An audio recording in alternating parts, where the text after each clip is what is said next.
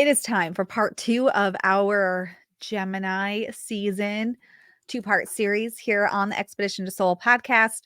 Last time we talked about 5 ideas, or I talked about with you listening, 5 ideas for you to use the Gemini energy, this Gemini season, to honor or celebrate or engage with, is probably the right word, the transition from spring to summer. We talked about divination.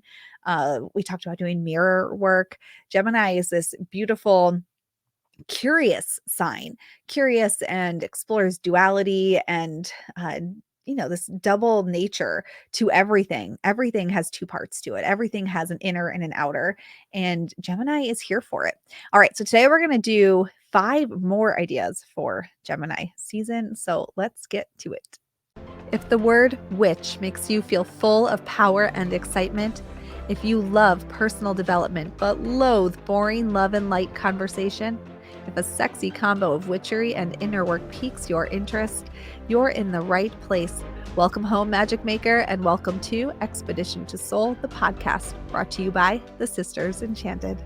Okay, number 6. Remember, we did the first 5 of ideas for Gemini season in the last podcast episode. So if you missed that, you're going to want to go back and listen to it. We're going to just dive right into number 6. Remember, these ideas are for also honoring this transition of spring to summer. And this is perfect because the suggestion here is to work with the element of air. Now, air is the element that's aligned with spring and the element aligned with Gemini. And if you think about the suit of tarot, or the suit of tarot, the suit of swords in tarot, that suit of swords represents our thoughts. And the opposite of swords, the opposite element there is water, which is emotion.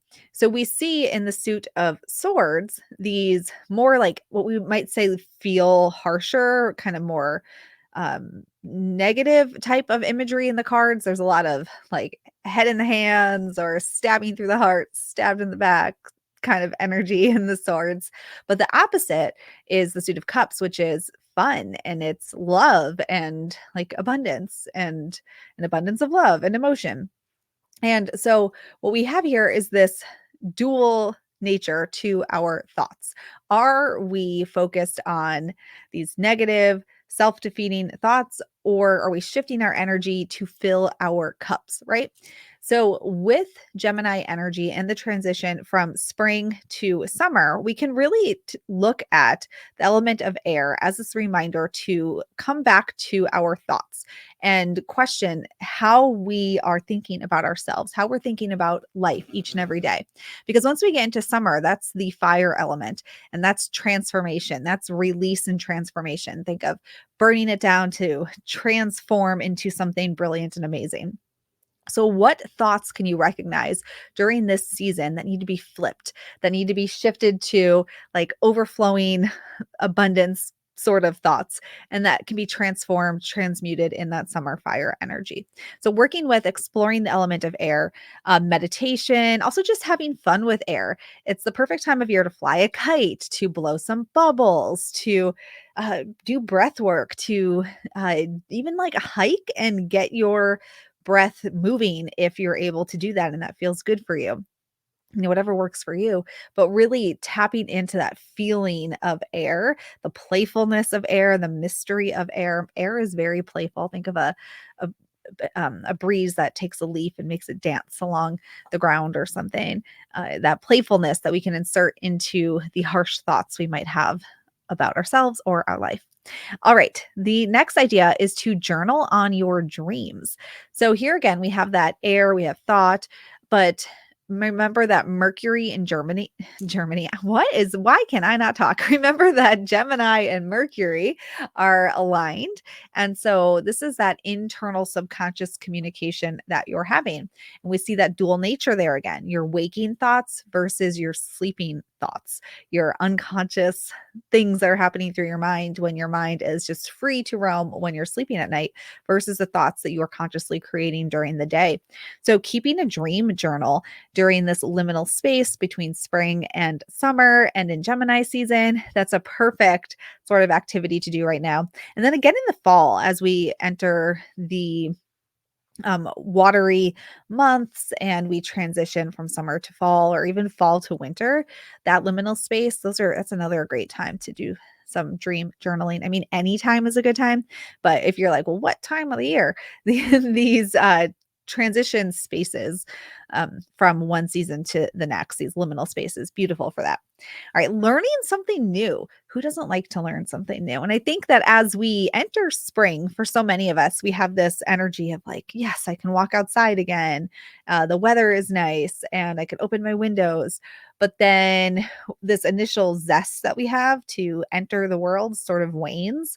And we can use that to Gemini curiosity, that Mercury curiosity to reinvigorate our energy before moving into summer by picking up a book on a new topic or just diving into something you've been curious about. Uh, yeah, getting into that. I've been reading a lot of fiction lately, which hasn't really been my jam for the last couple of years, but I've loved that flipping the script. So for me, I've been doing a lot of nonfiction and now I'm reading fiction. So it's kind of that opposite. So another angle to go there when it comes to learning something new or just enjoying something new that you haven't, maybe something opposite of what you've been doing, that dual energy there.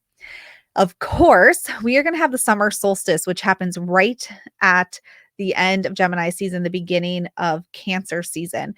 So the summer solstice actually brings with it Cancer season. But we can start to celebrate that time period within Gemini season. Again, when we think of the solstices, we do have the longest day of the year that will be in June, but that energy leading up to it and then the energy waning after, it is this period of time where we sort of grow, we peak, and then it starts to wane away. And so we can start celebrating the summer solstice in Gemini season and celebrate the transition, not just the day, right? So we can do that with Gemini season as well. Celebrate the solstice, celebrate the transition, celebrate the move from air to fire, from spring to summer. And we can bring that into Gemini season and then continue to honor it, carry it over into Cancer season. All right. Now, the last idea for you. How many times have I said all right or okay or right? Gotta work on that. The last idea is to set intentions with the Gemini new moon. This is something that we do every month here at the Sisters Enchanted. We encourage folks to set intentions with the new moon. It's something I do in my personal life. And the new moon in Gemini this year, 2024, will be on June 6th. So that is a couple weeks before the summer solstice, week and a half, maybe 2 weeks, week and a half, and before Cancer season. Now, of course, right now, with the way that the planets are aligning and the way the skies are aligning, the opposite sign of Gemini is Sagittarius. And our Sagittarius full moon will actually happen before the Gemini new moon. So the Sagittarius full moon is actually what's today is the day that this podcast is coming out is the Sagittarius full moon. So it's an interesting vacuum to work with. If you're listening to this in the future and you're coming upon this from the past, typically we have the new moon and then the opposing full moon next, like it comes after the new moon, but we're in a pattern right now where the opposing full moon is happening before the new moon. So it's sort of reversed. And listening to this in real time, you can think with the Gemini new moon back the last 2 weeks and what was happening for you around the Sagittarius full moon and allow that to shed some light on the intentions you might set for this new moon. Now, if you're listening to this in the future where everything's lined back up again as it typically is, then we would have our Gemini new moon followed by a Sagittarius full moon. And in which case we'd set the intention. And then at the full moon, we would look back over the last 2 weeks and see what needs to be released, which we can still continue doing with the moons in that same way. But that astrological advantage of the opposing signs to see what the opposite energies are reflecting for us, that's happening in reverse right now. So June 6th is that Gemini new moon. And yeah, set your intentions with the Gemini painting the lunar cycle. Of course, in the lunar cycle, the sun will move to Cancer. So we can consider, how do we want to feel? And how do we want to feel in our communication, in our thoughts, in our curiosity, in our dual natured selves, our inner self and our outer self? Is there an incongruence that needs to come into alignment? And how are we going to do that? Those are all good questions to ask with the Gemini new moon and to keep in mind when you're setting your intentions for the Gemini new moon. Because we are on a Sagittarius full moon as this is released, remember that with the full moons, we don't just release to let go of things, which is what we often, if you like scour social media, you'll see a lot about releasing with the full moon. But we release with the intention to create. So, whenever you're letting go of something, what is it that you want to fill the space with? So, if you're letting go of your attachment to, I don't know, some unhealthy habit, what are you wanting to fill it with? So we release so we can create. And you can think ahead for 2 weeks from now to the Gemini new moon and consider like what needs to take place over the next 2 weeks to make space for that intention you want to set 2 weeks from now with the Gemini new moon. Cyclical living. It sounds complicated when you say it out loud, but it really is just a cycle. Setting the intention, releasing, making space. Setting the intention, releasing, making space. And there's ebbs and flows and minutia within, but that's really the big part of it. And we can do that in our daily lives. We teach that in holistic witchery. We teach the moon phases along with our exclusive to us 5-eye spiral framework, which helps you to apply things like the seasonal rhythms and the moon rhythms to your life in a practical way so that you can do the thought management each and every day, moment to moment, to create the change that you are looking for in your life or to create the thing that you desire to create through these new moon intentions, the full moon release, the rituals, the crystals, all of the things. So we combine that practical with the metaphysical, and it's oh so good if I do say so myself. Anyway, well, there you go. You've got 5 more ideas to round out spring with Gemini season. And, the next season is Cancer season. I'm a Cancer rising. So I do enjoy me some Cancer season. I like the warmth, but I'm a Sagittarius sun and Uranus and Saturn and Venus and Mercury.